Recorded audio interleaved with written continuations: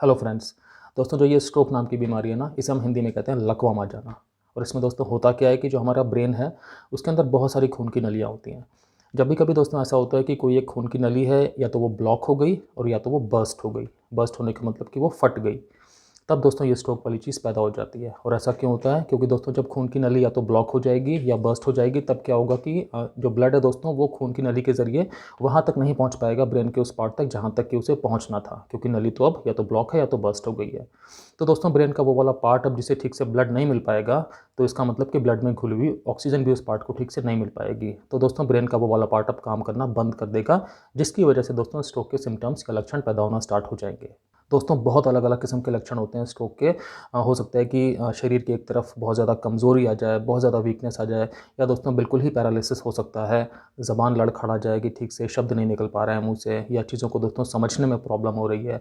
ऐसा हो सकता है कि मेमोरी मतलब याददाश्त बिल्कुल ख़राब हो जाए, व्यक्ति को बिल्कुल ओरिएंटेशन ही ना रहा है, मतलब अंदर से बहुत ज़्यादा कन्फ्यूज़न की स्थिति आ जाए। इमोशनली व्यक्ति बहुत ज़्यादा इमोशनल फ्लक्चुएशन में आ जाए, मतलब जिसे कहते हैं बहुत ज़्यादा मूड स्विंग हो रहे हैं, या व्यवहार बदल गया, जिसे हम कह सकते हैं कि व्यक्ति का बिहेवियर ही चेंज हो गया। ऐसी चीज़ें भी हो सकती हैं। इसमें साथ साथ दोस्तों किसी भी चीज़ को पढ़ने में, किसी भी चीज़ को समझने में, लिखने में, इन सारी चीज़ों में दोस्तों कॉम्प्लिकेशंस हो सकते हैं स्ट्रोक की वजह से। और भी इसमें बहुत ज़्यादा सिम्टम्स हैं। दोस्तों इस वीडियो में मैं आपसे बात करूंगा कि अगर आपके घर में कोई स्ट्रोक के पेशेंट हैं, तो आपको किन किन बातों का बहुत ज़्यादा ध्यान रखना चाहिए। आप किस तरह से, मतलब कौन से ऐसे साइंटिफिक फैक्ट्स हैं, कौन सी ऐसे पावरफुल चीज़ें हैं कि जिनका आप ध्यान रख करके अपने स्ट्रोक के पेशेंट की बहुत अच्छे से केयर कर सकते हैं। क्योंकि दोस्तों स्ट्रोक के पेशेंट की केयर करना भी बहुत ज़रूरी है। जो ब्रेन की फास्टेस्ट, मतलब कि बहुत शीघ्र, बहुत तीव्र वाली रिकवरी होती है ना, वो शुरू के कुछ हफ्तों में होती है। रिकवरी दोस्तों उसके बाद भी हो सकती है और होती है, लेकिन स्पीड थोड़ी सी रिकवरी की कम हो जाती है। तो अगर हम स्ट्रोक के पेशेंट का किस तरह से मैनेजमेंट करना है, हमें घर में किस तरह से हमें केयर देनी है, अगर हमें वो चीज़ दोस्तों पता है ठीक से, तो डेफिनेटली आउटकम बहुत ज़्यादा अच्छा हो सकता है, आउटकम बेटर हो सकता है। तो दोस्तों इस वीडियो को लास्ट तक देखिएगा, अगर आपके घर में कोई स्ट्रोक के पेशेंट हैं या अगर आपको इस टॉपिक में इंटरेस्ट है तो।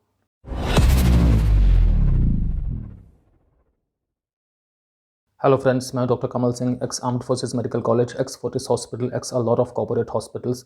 दोस्तों मुझे 20 साल से भी ज़्यादा क्लिनिकल एक्सपीरियंस है और मैंने critical care medicine, internal medicine, emergency medicine और फैमिली मेडिसिन में दोस्तों बहुत सारी प्रैक्टिस की है। दोस्तों बहुत ज़्यादा इंपॉर्टेंट है कि स्ट्रोक पेशेंट के लिए जो भी एक रिहैबिलिटेशन का, मतलब कि ठीक करने का एक जो प्रोग्राम बनाया गया है ना मेडिकल टीम के द्वारा, उस प्रोग्राम को आप समझिए और आपको उस प्रोग्राम को दोस्तों फॉलो भी करना है। तो जो मेडिकल टीम होती है दोस्तों, उसमें डॉक्टर्स होते हैं, नर्सेज़ होती हैं दोस्तों, उसमें फिजिकल थेरेपिस्ट होते हैं जो थेरेपी कराते हैं, या ऑक्यूपेशनल थेरेपिस्ट भी हो सकते हैं दोस्तों, कई बार स्पीच के, लैंग्वेज के थेरेपिस्ट भी होते हैं, प्लस दोस्तों उसमें कई बार मेंटल काउंसलर्स भी होते हैं जो काउंसलिंग करते हैं। दोस्तों इस प्लान में बहुत सारी चीज़ें हो सकती हैं। इस प्लान में ये चीज़ होती है कि पेशेंट को कौन सी दवाएं खानी है, कब खानी है, कितने टाइम के लिए खानी है, दोस्तों किस किस तरह के टेस्ट कराने हैं, डॉक्टर से कब कब मिलना है। साथ साथ दोस्तों फिजिकल थेरेपी का भी प्लान होता है, जिसमें कि ये होता है कि पेशेंट को किस तरह से चलने फिरने में, किस तरह से मूवमेंट करने में हेल्प की जाएगी, थेरेपिस्ट किस तरह से काम करेंगे अपना, ताकि पेशेंट ठीक से बैठ सकें, ठीक से दोस्तों खड़े हो सकें या चल फिर सकें। दोस्तों हो सकता है ऑक्यूपेशनल थेरेपिस्ट भी इस प्लान में शामिल हों, जिनका काम होता है कि पेशेंट की जो भी नॉर्मल डे टू डे की लिविंग होती है, उसमें पेशेंट जो भी अपने काम पहले इंडिपेंडेंटली कर सकते थे, उनको दोबारा करने की कोशिश करें, इस चीज़ में हेल्प दी जाए। दोस्तों हो सकता है कि इस प्लान में अगर पेशेंट को बोलने में कुछ प्रॉब्लम है, तो दोस्तों हो सकता है कि स्पीच या लैंग्वेज के थेरेपिस्ट भी हों जो पेशेंट को बोलने में हेल्प करें, दोबारा लैंग्वेज लाने में दोस्तों हेल्प करें, ठीक से बोल पाने में। साथ साथ दोस्तों कई बार कॉग्निटिव रिहैबिलिटेशन की भी ज़रूरत पड़ती है। इसका मतलब हो गया कई बार जो ब्रेन की थिंकिंग पावर है ना, वो थोड़ी सी डिफ़र हो गई होती है, थोड़ी सी कमज़ोर हो गई होती है। तो उसमें भी कई बार थेरेपिस्ट हेल्प करते हैं जो इस चीज़ में स्पेशलाइज्ड होते हैं, कि पेशेंट को ठीक से समझ पाए, पेशेंट दोबारा चीज़ों में फोकस ले पाए और चीज़ों का ठीक से माइंड जो है वो प्रोसेसिंग कर पाए सारे अलग अलग तरह के विचारों की। दोस्तों कई सारे पेशेंट्स को काउंसलिंग की भी ज़रूरत पड़ती है, क्योंकि आप समझते हैं कभी इतनी बड़ी अगर बीमारी हो जाती है, तो कई बार पेशेंट्स को अंदर से बहुत ज़्यादा वो सैडनेस में या डिप्रेशन में चले जाते हैं, या कई बार पेशेंट्स दोस्तों बहुत ज़्यादा चिड़चिड़े भी हो जाते हैं, एंग्जाइटी बहुत ज़्यादा होने लग जाती है, मोस्टली दोस्तों वैसे डिप्रेशन हो जाता है। तो फिर दोस्तों ऐसे में कई बार काउंसलिंग भी लेनी पड़ती है। तो काउंसलिंग भी अपने आप में एक रिहैबिलिटेशन का पार्ट है, क्योंकि अगर मन में उदासी नहीं रहेगी तो दोस्तों पेशेंट की रिकवरी जल्दी होगी, हमें ये चीज़ समझ के चलनी है। तो मैंने आपको अभी ये बताया इस पॉइंट में कि आपको पेशेंट का जो भी पूरा ठीक होने का प्लान है, वो आपको समझ करके चलना है कि मेडिकल टीम क्या कह रही है, और आपको उसे फॉलो करने में जो भी आपका योगदान है वो आपको पूरी तरह से देना है। दोस्तों अगली चीज़ है कि पेशेंट्स कई बार क्या होता है स्ट्रोक के, कि उनके अंदर चलने फिरने में दोस्तों प्रॉब्लम्स होती हैं, मोबिलिटी के इश्यूज़ होते हैं, तो वीकनेस की वजह से या दोस्तों कोऑर्डिनेशन की वजह से या किसी भी वजह से। तो दोस्तों इस वजह से क्या होता है कि उनकी लाइफ प्रॉब्लम में आई जाती है क्योंकि वो ठीक से चल फिर नहीं पाते। तो इसमें हमें क्या करना है, हमारा काम होता है कि पेशेंट को घर के अंदर पूरी तरह से आप सेफ्टी दीजिए और पूरी तरह से आप उन्हें जितना भी कंफर्ट दे सकते हैं, जितनी भी इंडिपेंडेंस दे सकते हैं चलने फिरने की, वो उन्हें दीजिए। तो दोस्तों हम इसमें मैं आपको एग्जांपल बताता हूँ कि आप क्या क्या चीज़ें कर सकते हैं। अपने बाथरूम में दोस्तों हो सके तो एक मैट लगाइए जो कि एंटी स्किड मैट होती है, ताकि वो बाथरूम में कभी गलती से भी फिसल करके गिरे नहीं। साथ साथ दोस्तों आप क्या कर सकते हैं कि बाथरूम में या सीढ़ियों पे, दोनों जगहों पर ही, मतलब या तो जो हैंड रेल्स होती हैं, पकड़ने वाली बार्स होती हैं जो, वो लगवा सकते हैं, ताकि अगर पेशेंट को चलना हो तो पकड़ करके चल सकें, या अगर दोस्तों खड़ा होना है बैठने से तो पकड़ करके खड़े हो सकें। इससे दोस्तों उन्हें बड़ी आसानी भी होगी और एक्सीडेंट के चांसेस भी कम रहेंगे। दोस्तों जैसे कमरों में कई बार हमने देखा है कि रग्स पड़ी होती हैं, मतलब बिछाई हुई होती हैं, तो उनका भी ध्यान रखना है। कई बार ऐसा हो सकता है कि पेशेंट का पैर रग पे पड़े और पेशेंट स्लिप हो जाए। तो अननेसेसरी आप, मैं कहता हूँ, फ़र्श पे रग्स वगैरह मत इस्तेमाल करिए। फ़र्श भी दोस्तों बहुत ज़्यादा चिकना नहीं होना चाहिए, आपको ये ध्यान रखना चाहिए हमेशा कि फ़र्श पे पानी वानी नहीं पड़ा हुआ है। दोस्तों कोशिश करिए कि पेशेंट के कमरे में बहुत ज़्यादा तारें, इलेक्ट्रिक केबल्स वगैरह या किसी भी तरह की केबल वगैरह ना हो, ताकि पेशेंट को चलने फिरने में दिक्कत ना हो। प्लस सपोज़ उनके कमरे में कोई साइड टेबल रखी है उनके बेड के पास में, वहाँ पर भी बहुत ज़्यादा तारें वारें ना हो। उसमें क्या होगा कि वो कोई सामान निकालना है तो बस उसी में उलझे रहेंगे और कोई सामान नीचे गिर विर सकता है, जिससे कि वो अंदर से एंग्शियस हो सकते हैं। दोस्तों पेशेंट्स का बेड एक ऐसी जगह पे होना चाहिए जो कि उनके लिए बहुत ज़्यादा कंफर्टेबल जगह हो। तो फॉर एग्जांपल बाथरूम के पास उनका बेड हो सकता है, या उनका बेड जो है वो दोस्तों ग्राउंड फ्लोर पे रख सकते हैं। उनका बेड हम दोस्तों एक इस पोजीशन में सेट कर सकते हैं कि जिससे उन्हें लेटे लेटे या बैठे बैठे दिखाई पड़े कि दरवाजे से कौन आ रहा है। मतलब उनका बेड एक सबसे ज़्यादा फिज़िकली कंफर्टिंग जगह पे होना चाहिए, जहाँ पर कि उनको अपनी लाइफ जीने में आसानी हो। सपोज़ उन्हें कोई चीज़ मंगानी है, कोई चीज़ किसी को देखना है, तो उन्हें बहुत ज़्यादा मूवमेंट ना करना पड़े, वो आराम से बैठे बैठे अपना काम कर सकें। दोस्तों ये चीज़ भी इम्पॉर्टेंट है कि कमरे में रोशनी हमेशा ठीक-ठाक होनी चाहिए। इवन रात के टाइम भी दोस्तों नाइट लैंप, नाइट बल्ब वगैरह लगे होने चाहिए। उनके बेडरूम में तो लगे ही होने चाहिए, बाथरूम में भी लगे होने चाहिए और जलते भी रहने चाहिए, ताकि कभी ऐसा ना हो गलती से भी कि वो बल्ब जलाना भूल जाएँ या ना जला पाएँ और अंधेरे में मूवमेंट में कुछ प्रॉब्लम हो जाए, गिर विर जाएँ। दोस्तों एक ये भी चीज़ की जा सकती है कि जो एक्स्ट्रा फर्नीचर है ना, वो थोड़ा-सा दीवारों के साथ सटा करके लगा दिया जाए, ताकि कमरे के अंदर मूवमेंट करने का स्पेस रहे। प्लस दोस्तों ये भी इम्पॉर्टेंट है कि जो कमरे के अंदर फर्नीचर वगैरह भी है ना, उसमें बहुत ज़्यादा कुछ कांच का या ग्लास का काम ना हो, ताकि कभी भगवान ना करे लेकिन कभी कुछ अगर ऐसा हो भी गया कुछ, तो फिर उसमें लेकिन चोट लगने के असर कम होंगे, बिकॉज़ वहाँ पे ग्लास का यूज़ कम से कम है, लकड़ी का यूज़ ज़्यादा है या प्लास्टिक का यूज़ ज़्यादा है। दोस्तों आप पेशेंट के पास एक हमेशा एक बेल भी दे सकते हैं, जो मेडिकल अलर्ट बेल होती है, मेडिकल अलर्ट सिस्टम होता है, वो भी रख सकते हैं कि पेशेंट को अगर कभी आपको या घर में किसी को भी बुलाना है या कभी कुछ ये अनाउंस करना है कि मुझे अभी इस टाइम पे मेरे को आकर के मिलो, मुझे कुछ ज़रूरत है, तो उस बेल का वो यूज़ कर सकें। दोस्तों पेशेंट को चलने फिरने के लिए जिस तरह से भी डॉक्टर्स ने, आपकी टीम ने बताया है, उस तरह से उन्हें चीज़ें सप्लाई करिए। मतलब कि अगर पेशेंट को व्हीलचेयर देनी है, अगर पेशेंट को वॉकर देना है, अगर पेशेंट को केन देनी है और साथ-साथ में दोस्तों चलने फिरने में हेल्प करनी है, तो इन चीज़ों को दोस्तों आपको पूरी तरह से फ़ॉलो करना है, क्योंकि हमारा काम क्या है कि पेशेंट ठीक से अपना जो मूवमेंट है, चलना फिरना है, वो ठीक से कर पाएँ। क्योंकि अगर वो ये चीज़ दोस्तों ठीक से कर पाएँगे तभी उनकी प्रोग्रेस मतलब आगे हो रही है। अगर वो इसी चीज़ में रुक जाएँगे तो फिर आगे का दोस्तों अभी रास्ता कैसे क्लियर करेंगे। दोस्तों अगली चीज़ आती है कि पेशेंट की जो भी मेडिसिन्स है ना, वो पेशेंट मेडिसिन्स बिल्कुल ठीक से टाइम से लेते रहें, इस चीज़ का ध्यान रखना है हमें। प्लस जो भी डॉक्टर्स के अपॉइंटमेंट्स हैं वो भी हम समय से पहले ही लेकर के रखें, ताकि लास्ट मोमेंट पे कोई प्रॉब्लम ना हो। दोस्तों पेशेंट्स मेडिसिन ठीक से ले रहे हैं, इस चीज़ के लिए आपको थोड़ा मन में रखना पड़ेगा कि आपको इसके लिए काम करना है। तो जो भी आपको बहुत एफिशिएंट तरीका लगे, चाहे तो आजकल छोटे-छोटे से पिल बॉक्स आते हैं, मेडिसिन बॉक्स आते हैं, जिसमें कि प्रॉपर खाँचे बने होते हैं, मॉर्निंग के अलग, इवनिंग के अलग, नाइट के अलग, डेज़ के हिसाब से। तो एक उस चीज़ को भी आप यूज़ कर सकते हो, जिससे कि पेशेंट को बार-बार दवा निकालनी ना पड़े या किसी और को दवा बार-बार निकालनी ना पड़े और कोई कन्फ्यूज़न ना हो। मतलब जो भी तरीका बनाएँ, लेकिन ये तरीका बनाएँ कि कोई रिस्पॉन्सिबल व्यक्ति पेशेंट को मेडिसिन्स ठीक से टाइम से दे पा रहे हैं। दोस्तों आपको पेशेंट के जो भी डॉक्टर है या मेडिकल टीम है उनसे बात करके आपको मन में बिल्कुल पता होना चाहिए कि पेशेंट को कौन सी दवाएँ चल रही हैं, वो कितने टाइम तक चलने वाली हैं और उसके बाद डॉक्टर का प्लान क्या है, ताकि आप अपने पास अपने घर में मेडिसिन की सप्लाई रख सकें। ऐसा ना हो कि मेडिसिन की सप्लाई आपने 2-2 3-3 दिन करके मंगवा रहे हैं, क्योंकि अगर कभी ऐसा हो गया बाई चांस कि मेडिसिन नहीं मिली आपको मार्केट में, तो फिर प्रॉब्लम हो सकती है। तो इसलिए आपको थोड़ा-सा आइडिया होना चाहिए कि पेशेंट की दवाएँ कौन-सी हैं, कितनी फ्रीक्वेंसी पे, कितनी डोज़ पे, कितने टाइम के लिए चलने वाली हैं नियर फ्यूचर में। दोस्तों आपको मेडिसिन्स के साइड इफ़ेक्ट के बारे में भी पता होना चाहिए, ताकि आप पेशेंट को ठीक से वॉच कर सकें, हमेशा आप ठीक से ऑब्ज़र्व कर सकें कि पेशेंट को किसी भी तरह के कोई साइड इफ़ेक्ट डेवलप तो नहीं हो रहे हैं। क्योंकि अगर ऐसा कुछ है, तो अगर आपको आइडिया है तभी तो आप ठीक से उस चीज़ को वॉच कर पाएँगे, ऑब्ज़र्व कर पाएँगे और टाइम से मेडिकल टीम को बता पाएँगे, डॉक्टर को बता पाएँगे। दोस्तों कई बार स्ट्रोक के पेशेंट्स को बोलने में प्रॉब्लम होती है, बातचीत करने में प्रॉब्लम होती है। तो दोस्तों ऐसे में भी फिर हमें ध्यान रखना होता है कई चीज़ों का। मैं आपसे इसमें भी दोस्तों कुछ चीज़ों की बात करता हूँ, जो भी मुझे चीज़ें याद आ रही हैं ठीक से। दोस्तों हमें कोशिश करनी है कि हम जो भी सेंटेंसेस बोल रहे हैं हम खुद, उन्हें हम शॉर्ट रखें, मतलब बहुत लंबे-लंबे वाक्य ना बोलें, छोटे-छोटे वाक्य बोलें, ताकि पेशेंट को इन्फॉर्मेशन को प्रोसेस करने में बहुत ज़्यादा प्रॉब्लम ना हो, वो समझ पाएँ हमारी बात को। प्लस दोस्तों हम पेशेंट से अगर हमें कुछ पूछना है और पेशेंट को अगर बात करने में प्रॉब्लम है, तो दोस्तों हम येस या नो के हिसाब से भी पेशेंट से पूछ सकते हैं कि फॉर एग्जांपल क्या आप भूखे हैं? तो अगर वो हाँ बोलेंगे या अगर वो हाँ का इशारा भी कर रहे हैं तो काम हो गया।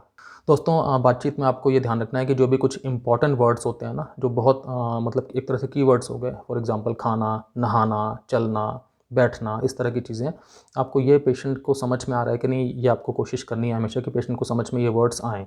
ताकि जो मतलब मेन कमांड है ना, वो तो पेशेंट फॉलो कर पाएँ या मेन चीज़ें पेशेंट समझ पाएँ। तो अगर आपको ज़रूरत है दोस्तों, तो आप इन इम्पॉर्टेंट शब्दों को बार-बार रिपीट भी कर सकते हैं पेशेंट से, या इनको आप लिख सकते हैं अगर पेशेंट लिखा हुआ समझ पा रहे हैं तो, ताकि पेशेंट के मन में रहे कि ये वाले वर्ड्स इंपॉर्टेंट है पेशेंट की लाइफ़स्टाइल में।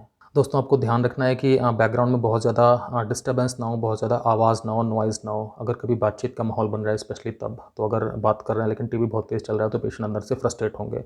साथ-साथ दोस्तों कई बारी हमें ये भी ध्यान रखना है कि अगर हम हाथों के जेस्चर से या चेहरे के जेस्चर से कोई भावना समझा पा रहे हैं, तो वो भी बहुत अच्छी बात है। मतलब हमें जेस्चर्स का भी प्रयोग करना है पेशेंट के साथ बातचीत करने में, और अगर पेशेंट दोस्तों जेस्चर्स का प्रयोग कर रहे हैं हमसे बात करने में, तो हमें उन्हें एनकरेज करना है कि बिल्कुल ठीक है ये चीज़। पेशेंट दोस्तों अगर कई बार धीरे-धीरे बोल रहे होते हैं या जो बोल रहे हैं वो ठीक से समझ में नहीं आ रहा है, तो हमें उसमें पेशेंट को रोकना नहीं है, हमें पेशेंट को एनकरेज करना है। तो दोस्तों अगर पेशेंट को हम एनकरेज करेंगे तो पेशेंट फिर प्रोग्रेस में आते हैं उससे धीरे-धीरे, मतलब कि पेशेंट की कंडीशन बेटर होती है। हमें दोस्तों पेशेंट जो भी चीज़ बोल रहे हैं उसमें हमें बीच में फटाक से कूद के उस चीज़ को ठीक करने नहीं लग जाना है। हमें पेशेंट को पूरी तरह से अपना एक्सप्रेशन जैसे भी कर रहे हैं हमें वो करने देना है। हम हमें साथ-साथ दोस्तों पेशेंट का टॉपिक जो भी बातचीत करने का है ना, हमें वो टॉपिक भी एकदम एब्रप्टली नहीं चेंज कर देना है। उससे भी पेशेंट को फ्रस्ट्रेशन आएगी कि मैं इतनी मेहनत से कुछ बात कर रहा था, इन्होंने फटाफट से टॉपिक ही बदल दिया। तो फिर क्या है कि अंदर से बात करने की इच्छा भी कम हो जाती है, प्लस थोड़ा-सा मेंटल इश्यूज़ हो जाते हैं। हमें दोस्तों टॉपिक भी जल्दी से चेंज नहीं करना, ना हमें पेशेंट को बार-बार से रोकना है बातचीत करने में। दोस्तों हमें हमेशा पेशेंट को खूब सारा टाइम देना है बात करने के लिए। मतलब ऐसा भी नहीं करना है कि सिर्फ़ काम की बात ही कर रहे हैं। पेशेंट के पास बैठिए, अगर वो बैठेंगे, आप कुछ-कुछ बात करेंगे तो वो भी आपसे बात करेंगे, तो आप समझ पाएँगे कि हाँ, पेशेंट के मन में क्या चल रहा है। प्लस इसमें दोस्तों प्रैक्टिस वाली बात भी होती है। जितना पेशेंट आपके साथ बात करने की या किसी के साथ बात करने की कोशिश करेंगे ना, उतना उनकी प्रैक्टिस बन रही है, उतना वो बात करने के लिए फिर अंदर से उनकी फ्लुएंसी आ रही है, समझदारी आ रही है। दोस्तों अगर कभी ऐसा हो रहा है कि पेशेंट आपसे बात कर रहे हैं कुछ, आपको कोई मैसेज देना चाह रहे हैं, लेकिन आप उनकी बात समझ नहीं पा रहे हैं, हो सकता है दोस्तों ऐसे में पेशेंट अंदर से फ्रस्ट्रेट हो जाए। आपको ऐसे में दोस्तों अपना पेशेंस, अपना धैर्य बना के रखना है। आपको बल्कि एनकरेज ही करना है पेशेंट को कि वो आपको किसी तरह से अपनी बात को समझाने की कोशिश करें। आपको बिल्कुल फेक नहीं करना है कि आपको समझ में आ गई बात, ऐसा नहीं करना है। आप बल्कि पेशेंट को कुछ ध्यान दिला सकते हैं अपने जेस्चर से या कुछ वर्ड बोल के कि कोई कीवर्ड बता दे पेशेंट, ताकि आप समझ पाएँ कि किस कॉन्टेक्स्ट के बारे में बात हो रही है, ताकि आप थोड़ा-सा दिमाग लगा करके समझ पाएँ कि पेशेंट एग्ज़ैक्टली क्या बोल रहे हैं। दोस्तों कई सारे पेशेंट्स को खाने-पीने में भी प्रॉब्लम होती है। मतलब इसमें ऐसा भी होता है स्ट्रोक के पेशेंट्स में कई बार कि फीडिंग ट्यूब लगी होती हैं, जिसमें दोस्तों एक शेड्यूल होता है खाने को बिल्कुल ब्लेंड करके लिक्विड बना करके पुश करने का। तो अगर ऐसा है तो हमें बिल्कुल वो चीज़ फ़ॉलो करनी है। अगर दोस्तों पेशेंट खाना खा पा रहे हैं तो फिर हमें ये ध्यान रखना है कि पेशेंट जब खाना खाने के लिए बैठें तो उस टाइम बिल्कुल सीधे बैठे हुए हैं। प्लस दोस्तों आस-पास एनवायरनमेंट में कोई डिस्ट्रैक्शन नहीं है, ताकि पेशेंट अपना खाना खाने पे ठीक से फ़ोकस कर पाएँ। हमें दोस्तों पूरी तरह से ध्यान रखना है कि पेशेंट की डाइट बिल्कुल बैलेंस डाइट हो, जिस तरह से मेडिकल टीम ने बताया है उस तरह की ही डाइट हो। दोस्तों पूरी कोशिश इस बात की करनी है कि पेशेंट को जो खाना है वो स्वादिष्ट लगे। साथ-साथ दोस्तों ये भी इम्पॉर्टेंट है कि पेशेंट को खाने के ज़रिए जितनी कैलोरीज़ मिलनी चाहिए वो मिलें, जो भी न्यूट्रिशन मिलने चाहिए दोस्तों वो सब चीज़ें पेशेंट को खाने के ज़रिए ठीक से मिलें। कई सारे पेशेंट्स को प्रोटीन्स की रिक्वायरमेंट ज़्यादा होती हैं, तो डॉक्टर्स ने जो भी कुछ बताया है प्रोटीन्स के लिए, पाउडर बताए हैं या खाने-पीने में चीज़ें एग्स बताई हैं या मिल्क वगैरह बताया, पनीर बताया, तो आपको ये सारी चीज़ें दोस्तों खाने में ठीक से इंक्लूड करनी है। इस फॉर्म में इंक्लूड करनी है, इस तरह से इंक्लूड करनी है कि पेशेंट उस चीज़ को प्रॉपर्ली ले पाए। अब वो आपके ऊपर है और आपके पेशेंट के ऊपर है कि अगर वो सपोज़ बिल्कुल सॉफ्ट खाना ही ले पा रहे हैं, नॉर्मल च्यू नहीं कर पा रहे, तो आपको उस तरह की कंसिस्टेंसी बना करके देनी है। अगर आपके पेशेंट चबा पा रहे हैं तो फिर आपको उस तरह से देना है। दोस्तों मैं अगर बात करूँ लिक्विड्स की, तो कई बार पेशेंट्स को स्ट्रॉ देने से हेल्प मिल जाती है पीने में। या दोस्तों कई बार अगर पेशेंट का सपोज़ हाथ में वीकनेस है या हाथ काँप रहा है या ठीक से बैलेंस नहीं बन पा रहा है, तो कई बार ऐसा होता है कि किसी भी चीज़ को दोस्तों कप लिया पीने के लिए, लेकिन वो थोड़ा-सा पानी गिर गया या थोड़ा-सा जो भी कप के अंदर लिक्विड था वो स्पिलेज हो गया अपने ऊपर। तो ऐसे में दोस्तों हम ऐसा भी कर सकते हैं कि कई बार कप के ऊपर जो लिड लगी होती है, ऐसे कप्स भी आते हैं, वो चीज़ हम प्रोवाइड कर सकते हैं। हमें दोस्तों ध्यान रखना है, हम कोई भी चीज़ अगर पेशेंट को खाने या पीने के लिए दे रहे हैं तो उसका तापमान बहुत ज़्यादा ना हो कि पेशेंट को गलती से बर्न वर्न हो जाए। दोस्तों ये भी चीज़ ज़रूरी है कि अगर पेशेंट अभी इंडिपेंडेंटली नहीं पी पा रहे हैं या खा पा रहे हैं, तो उसमें हमें मदद करनी है। और कितनी मदद करनी है दोस्तों, ये हमें हमारी मेडिकल टीम से पूछ करके रखना है। मतलब हमें ऐसा भी नहीं करना है कि हम पेशेंट को अपने ऊपर डिपेंडेंट बना लें, लेकिन हमें पेशेंट के कंफर्ट का ध्यान भी रखना है कि पेशेंट अपना खाना पीना ठीक से खा पाएँ, बिना किसी खास चिंता के या बिना किसी खास मतलब परेशानी के खा पाएँ। दोस्तों अगला पॉइंट बहुत इंपॉर्टेंट है कि जो भी पेशेंट्स की रोज़मर्रा की एक्सरसाइजेज़ हैं, मतलब जो भी फिजिकल थेरेपी है ना, वो हमें बिल्कुल टाइम से रखनी है। एग्जैक्टली जिस तरह से हमें बताया गया है हमें उस तरह से ही करनी है। तो दोस्तों इसमें अच्छा रहेगा अगर इसमें आप एक टाइम फिक्स कर लें कि किस टाइम पर ये चीज़ करनी होती है, जैसे भी आपको टीम ने बताया उस तरह से। और दोस्तों इसमें फिर आपको ये ध्यान रखना है कि उस टाइम के पहले पेशेंट ने अपना खाना पीना सब कुछ कर रखा हो, ताकि उस टाइम पे पेट बहुत ज़्यादा ना भरा हो।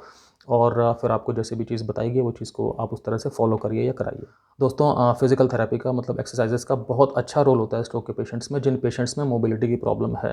तो हमें दोस्तों ये भी इंपॉर्टेंट है कि हमें ऐसा नहीं करना कि हमने कुछ इसमें धीरे धीरे अपने जज्बे में कमी कर दी, अपने एंथुजियाज्म में कमी कर दी, क्योंकि हमें लग नहीं रहा कि कुछ फ़ायदा हो रहा है। बिल्कुल भी नहीं करना है ऐसा, क्योंकि स्ट्रोक के पेशेंट्स में कई बार ऐसा होता है कि वो फ़ायदा हमें नज़र तो नहीं आ रहा होता, लेकिन अंदर अंदर हो रहा होता है।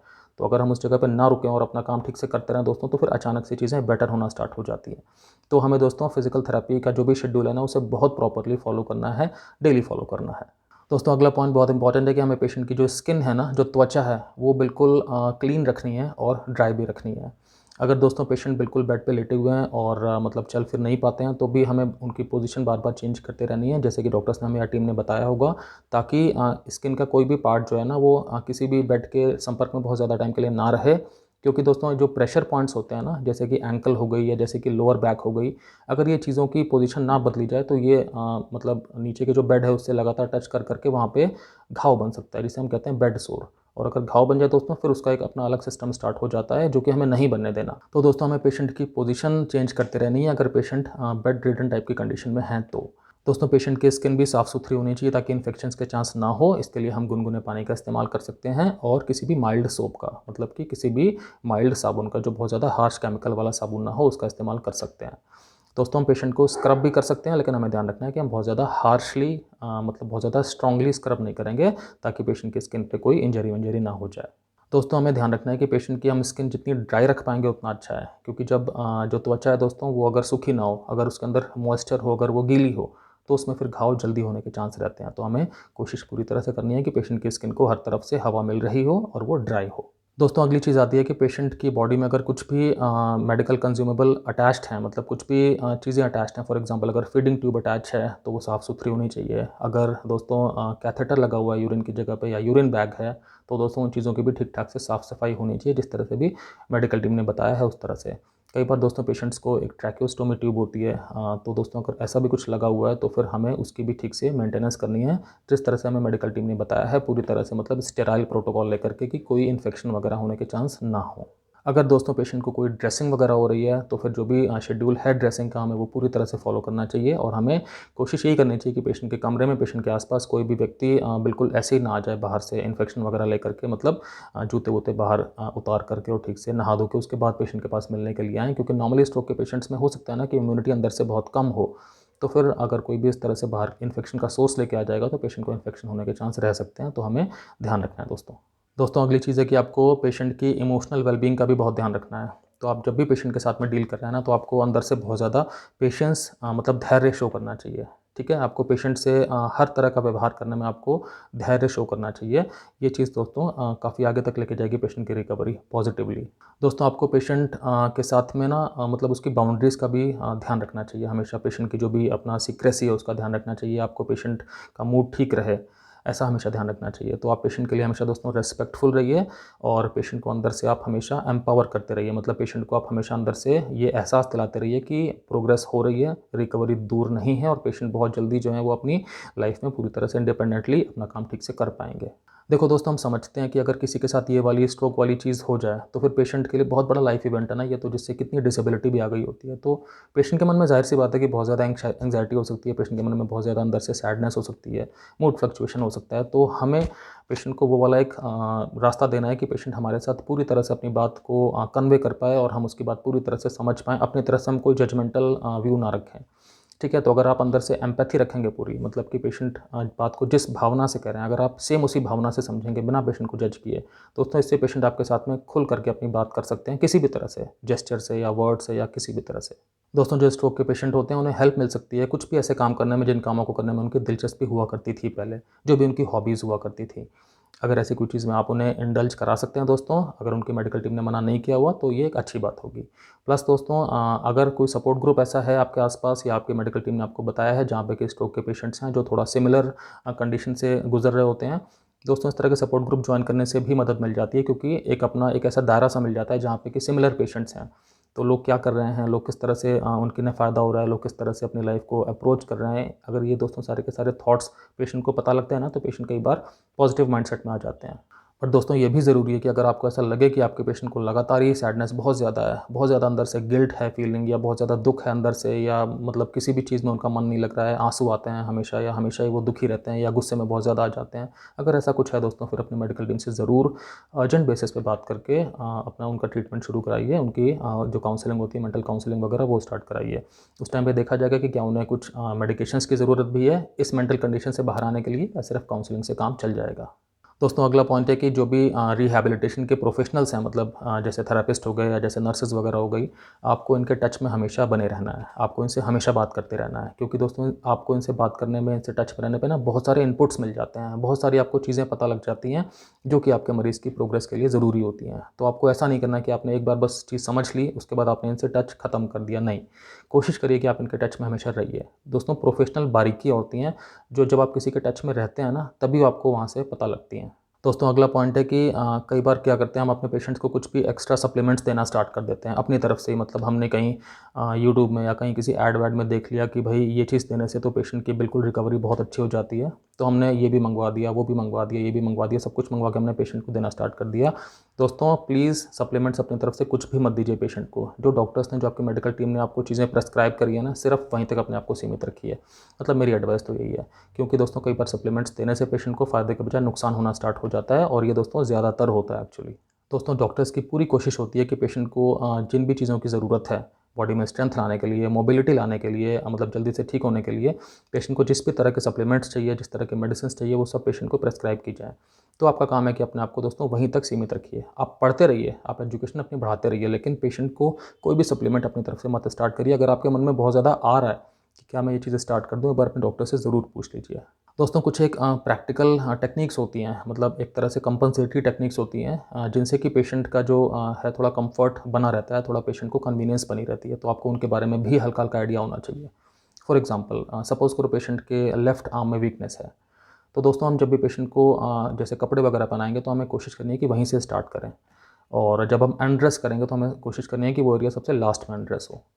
दोस्तों पेशेंट को कई तरह के इक्विपमेंट दिए जा सकते हैं जिससे कि वो अपने आसपास नेविगेशन ठीक से कर पाएँ, मतलब कि अपना रोज़मर्रा का काम ठीक से कर पाएँ। तो मतलब उनकी लाइफ में उन्हें हेल्प करने के लिए आप इस तरह की चीज़ें उन्हें प्रोवाइड कर सकते हैं एक बार मेडिकल टीम को बात करके। इससे क्या होगा दोस्तों कि पेशेंट को अगर मन में आराम है, अगर पेशेंट को मन में कन्वीनियंस है कि मैं अपना काम थोड़ा आसपास वाले ठीक से कर पा रहा हूँ, मुझे इसके लिए बहुत ज़्यादा मशक्कत नहीं करनी है, तो पेशेंट की रिकवरी भी जल्दी होती है, क्योंकि पेशेंट का जो माइंडसेट है वो माइंडसेट पॉजिटिव है। दोस्तों आप पेशेंट के पास में कई सारे पिक्चर्स रख सकते हैं या कुछ एक ऐसे नोट्स रख सकते हैं जिसमें कि आपने चीज़ें लिखी हुई हैं जो कि पेशेंट के लिए इंपॉर्टेंट रिमाइंडर्स हैं, ताकि दोस्तों पेशेंट उन पिक्चर्स का, उन फ़ोटोज़ का या उन नोट्स का ठीक से यूज़ कर पाएँ आपको बताने के लिए, या उनकी अपनी मेमोरी के लिए कि हाँ मुझे इस टाइम पर ये चीज़ करनी है। दोस्तों आपको पेशेंट को ये चीज़ भी समझा के रखनी है कि पेशेंट को अपने आप कोई भी चीज़ ट्राई नहीं करनी है। मतलब पेशेंट अगर किसी भी चीज़ को मन में भी सोच रहा है ना कि मैं अगर अपने आप खड़ा होऊँगा आज या मैं अपने आप चलूँगा, तो वो चीज़ दोस्तों पेशेंट को हमेशा आपके साथ में बता के रखनी है, ताकि आप असेस कर पाएँ कि क्या वो चीज़ पेशेंट अकेले कर पाएँगे, अदरवाइज़ आप उन्हें साथ में सहयोग करेंगे। अगर पेशेंट अपने आप ट्राई कर भी रहे हैं, आपकी मेडिकल टीम ने अगर ओके किया हुआ है, तभी आप थोड़ा-सा ज़्यादा कॉशन में रहेंगे, मतलब थोड़ा-सा ज़्यादा आप प्रोटेक्टिव मोड में रहेंगे कि कुछ गलती से पेशेंट ट्रिप ना कर जाए। तो मतलब पेशेंट को आपको अपने मन की सारी चीज़ें दोस्तों बता करके चलनी है।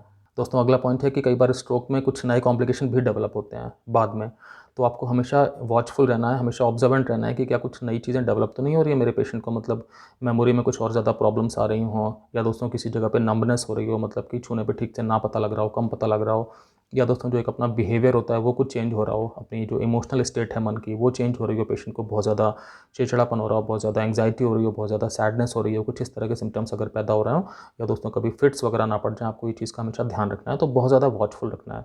इसमें दोस्तों ये इंपॉर्टेंट है कि आप पेशेंट जिस भी जगह पर रहते हैं ना, आप चाहें तो वहाँ पे एक सीसीटीवी लगवा दें और अपने पास उसका एक्सेस रखें अपने फ़ोन पे, ताकि रात में भी पेशेंट अगर सो रहे हैं तो आप थोड़ा सा देख सकें।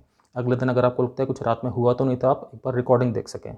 दोस्तों अगली चीज़ इंपॉर्टेंट है कि आप जो भी पेशेंट का मेडिकल रिकॉर्ड है ना, वो सारा का सारा बिल्कुल ऑर्गेनाइज़ करके ठीक से रखें। मतलब पहले दिन से लेकर के अभी तक का सारा रिकॉर्ड दोस्तों बिल्कुल ठीक से सिस्टमैटिकली होना चाहिए, ताकि कभी भी डॉक्टर या टीम देखना चाहें तो आप ठीक से उठा के दिखा दें। मैं ये आपको लग रहा है नॉर्मल बात है, लेकिन नॉर्मली क्या होता है, पेशेंट्स नहीं कर पाते ऐसा, उनके घर वाले ऐसा नहीं कर पाते। एक चीज़ कोई मांगो तो दोस्तों कुछ और ही पन्ने आते रहते हैं, पर्चे आते रहते हैं, बट वो मेन चीज़ नहीं आ पाती। तो डॉक्टर्स को हमेशा सहूलियत रहती है अगर सारे के सारे मेडिकल रिकॉर्ड्स एक बार में ठीक से मिल जाएँ। प्लस दोस्तों अब तो आप ये भी कर सकते हो ना कि साथ में सारे जो भी रिकॉर्ड्स हैं उनको डिजिटाइज़ कर दिया, मतलब उनकी फ़ोटो खींच ली या स्कैन कर लिए और आपने वो सारे के सारे किसी क्लाउड में स्टोर कर दिए, गूगल ड्राइव में कर दिया, ड्रॉप बॉक्स में कर दिया, कहीं भी, ताकि आपके पास एक हार्ड कॉपी भी है और आपके पास सॉफ्ट कॉपी भी है। तो अगर आपको सॉफ्ट कॉपी बाई चांस कभी किसी को दिखानी है जहाँ पे आपके पास हार्ड कॉपी नहीं है, फॉर एग्जांपल कभी आपको कुछ ई कंसल्टेशन लेना है या कुछ भी ऐसा करना है, तो आप क्या करेंगे कि सॉफ्ट कॉपी आपके पास है तो आप उनका यूज़ कर ही सकते हैं। दोस्तों अगली चीज़ है कि आपको बिलीव करना है, अपने पेशेंट पे बिलीव करना है, आपको इस फैक्ट पे बिलीव करना है कि रिकवरी होगी, ठीक है? क्योंकि जब हम दोस्तों ठीक से बिलीव करेंगे ना इस बात पे, अंदर से जब हमें ये विश्वास रहेगा ना, दोस्तों उसके रिज़ल्ट कुछ अलग ही हो जाते हैं। ये बात तो सही है कि जो भी दोस्तों फास्टेस्ट रिकवरी है वो शुरू के कुछ दिनों या कुछ हफ्तों तक ही होती है। लेकिन दोस्तों रिकवरी होती रहती है, रिकवरी मंथ्स तक या दोस्तों कई सालों तक भी हो सकती है, और हमें अंदर से हमेशा एक पॉजिटिव माइंडसेट लेके ही चलना है। पेशेंट से भी दोस्तों आपको हमेशा बहुत अच्छे से बात करनी है, उनकी तारीफ़ करके बात करनी है। पेशेंट अगर थोड़ा-सा भी अच्छा बिहेव करेंगे, अच्छा इम्प्रूवमेंट दिखाएँगे अपनी थेरेपी में, अपनी किसी चीज़ में, आपको उन्हें दोस्तों हमेशा एप्रिसिएशन देना है, आपको उन्हें हमेशा प्रेज़ वर्ड्स देने हैं। उससे अंदर उनका भी मॉरल बूस्ट होगा, अंदर से वो भी उत्साहित महसूस करेंगे, अपना काम और बेटर करेंगे अगले दिन, जिससे कि दोस्तों प्रोग्रेस होने के चांसेस और ज़्यादा रहेंगे।